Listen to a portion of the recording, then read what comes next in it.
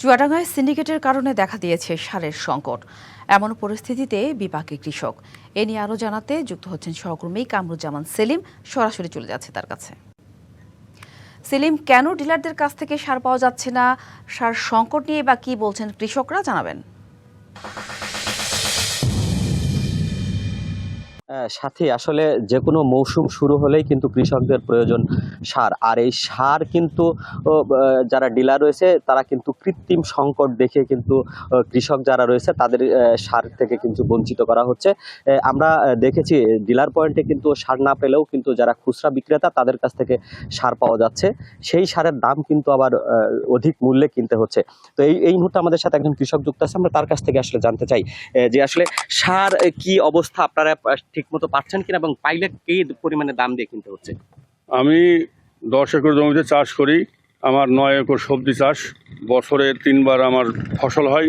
আমি সার নিতে গেলে আমাকে লাইন দিয়ে সার নিতে বলে এবং বলে যে 25 কেজি বেশি পাবেন না। আমার যেখানে দরকার 20 বস্তা 10 বস্তা, সেখানে আমাকে দেওয়া হয় 25 কেজি। আমি না নিয়ে রাগ করে চলে এসেছি এবং এই যে বাইরে এসে কিনেছি 500 টাকা 1000 টাকা বেশি দিলেই সার পাওয়া যায়। যে সার 1350 টাকা, সেটা 2200 টাকা দিলেই বাইরে খুচরা বাজারে অ্যাভেলেবল সার। এই দিয়ে আমি চাষ করছি, এতে আমাদের প্রভাব পড়ছে।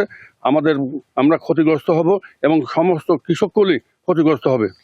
ইউনিভার্সাল কার্ডিয়াক হসপিটাল, আপনার হৃদয়ের আরো কাছে।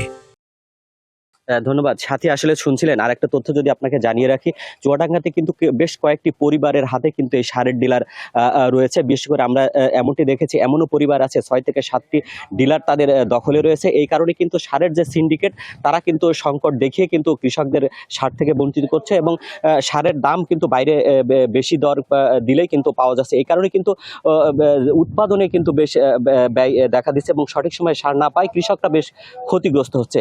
তো সাথী, এই ছিল চুয়াডাঙ্গা থেকে সার সংকটের সর্বশেষ পরিস্থিতি। ধন্যবাদ সেলিম।